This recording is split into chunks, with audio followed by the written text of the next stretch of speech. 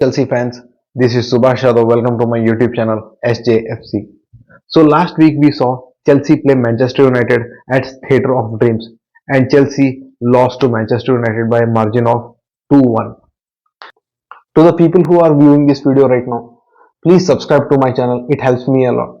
Please like and share this video because this is a new channel and I need all the love and support I need from its viewers, and I hope you enjoy the video.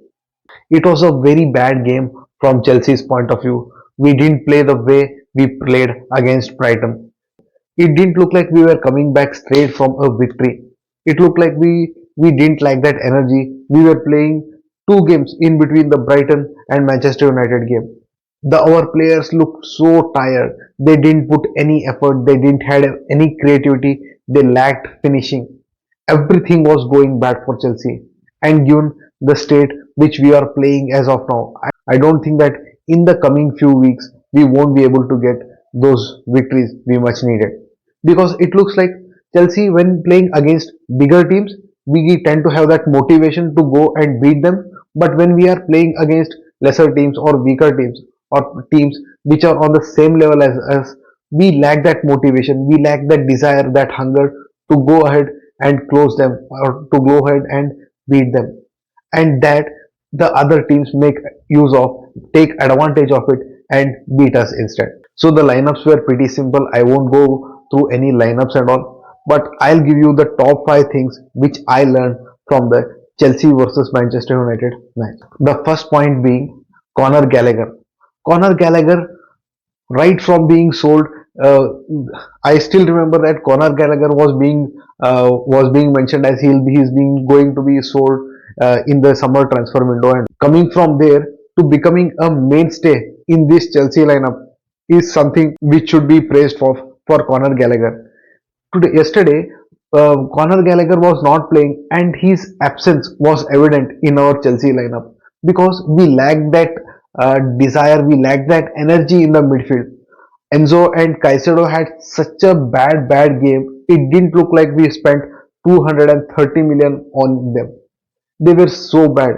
Many misplaced passes. They weren't controlling the midfield. They weren't passing the ball properly. They weren't recovering the ball at all. Caicedo, who has been mainly known for recovering the balls and spraying the long balls and all, giving those long passes, creating those opportunities for the team, but it seems like Caicedo is lacking all that. It seems like he has forgotten what he was doing in Brighton. It looks like someone has formatted his brain, and automatically all the footballing abilities from his brain have gone.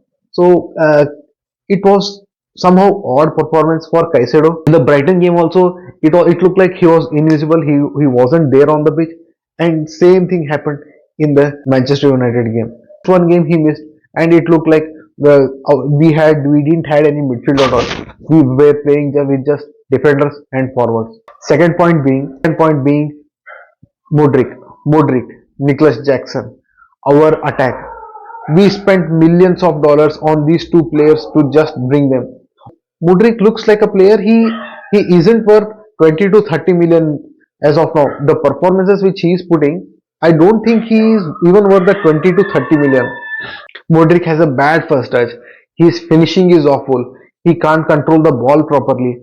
And in yesterday's game, he didn't even have that pace. Somehow that pace was also lacking. Even Harry Maguire was beating Modric for his pace. So Modric was so bad. Even after giving him so many games, even after giving him so many opportunities, yet he's doing the same mistakes, which proves that he is not to that level which Chelsea had thought of when they were buying him. So I think that in the general transfer window, if some club is looking for Mudrik, if some club wants to have him, then we should allow him to let him go. Though it's a very harsh decision, though we have given him 8-year contract, and though we have spent him on 80 million euros, but still I think Mudrik should be allowed to go. He isn't doing any good for Chelsea as of now. And Nicholas Jackson looks more like a attacking midfielder or central midfielder rather than a striker. He doesn't have that physicality, he doesn't have that confidence, he doesn't have that uh, positional awareness and all. He had got a chance, but he failed to bury it. Look at strikers of any caliber, they will bury those chances which they get, because usually in the striking business, whenever you get a chance, you bury it. That's how you make your name. But Nicholas Jackson seems to don't seem to know about it and all. Like his finishing is so bad.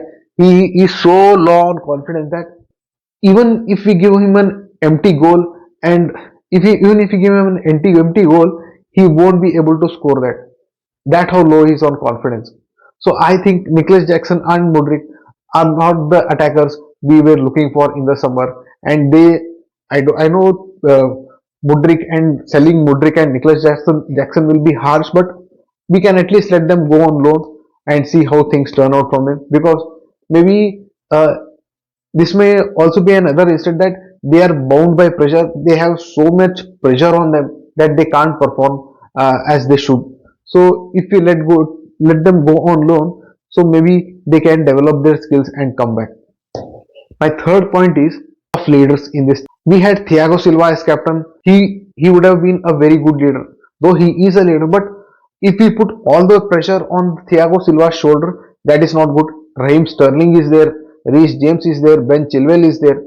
Out of which Ben Chilwell and Reece James, usually if you see for the last 2-3 seasons, they have been missing for Chelsea for most part of the season. They are very injury prone. If we consider Chilwell and Reece James is the most injured player. So making a player like him the club captain, I think somewhere or the other it is hurting us, because he is lacking that authority.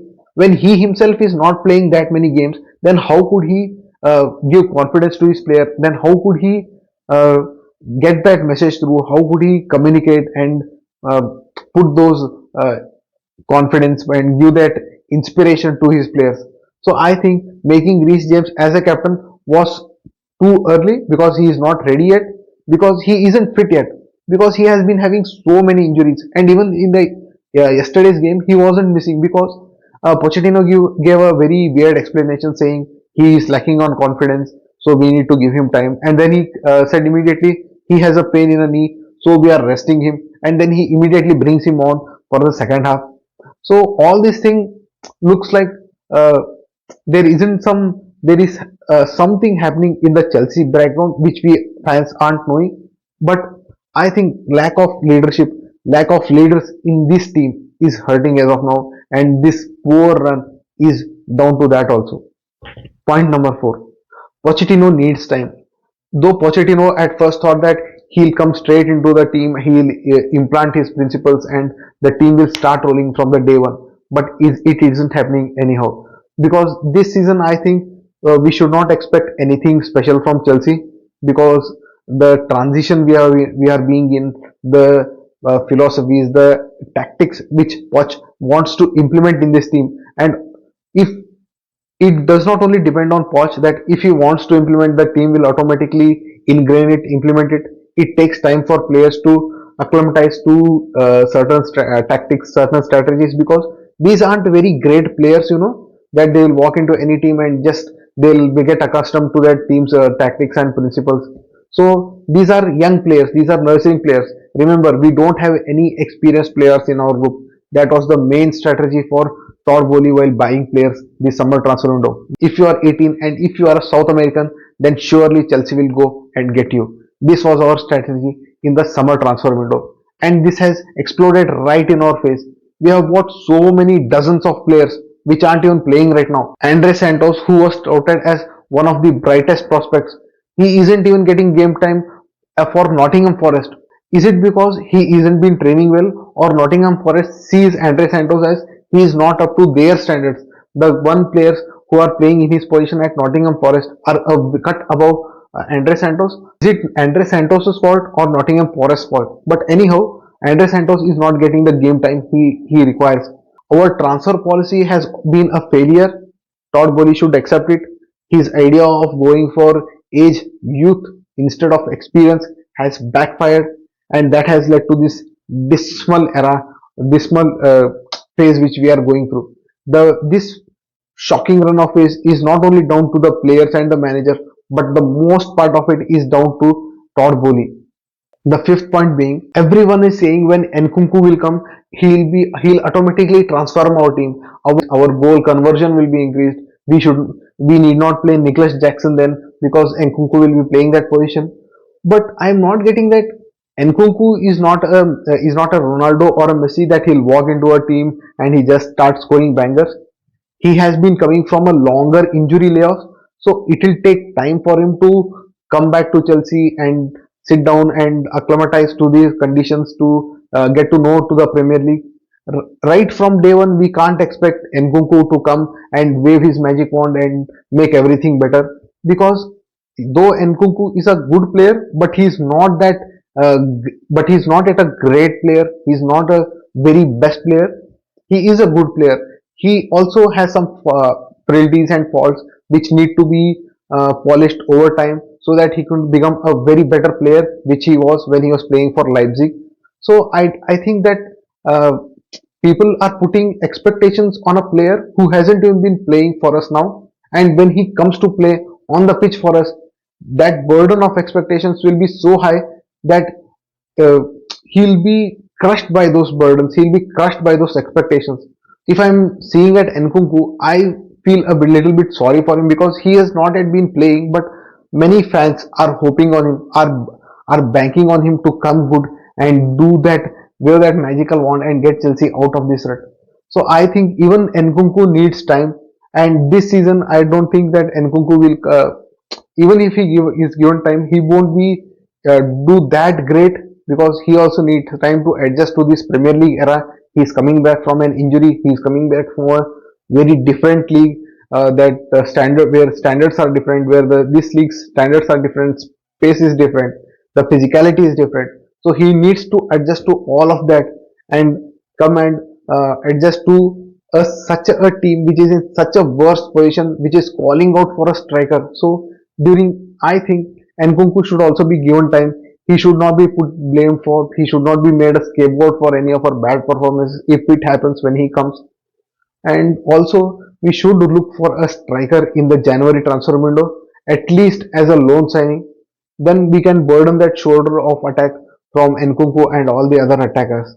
This was my 5 things we learned. Please stay tuned to my channel. Please like and share. Please subscribe to my channel. It helps me grow. So this is Subhash Yadav signing off. Meet you in the next video.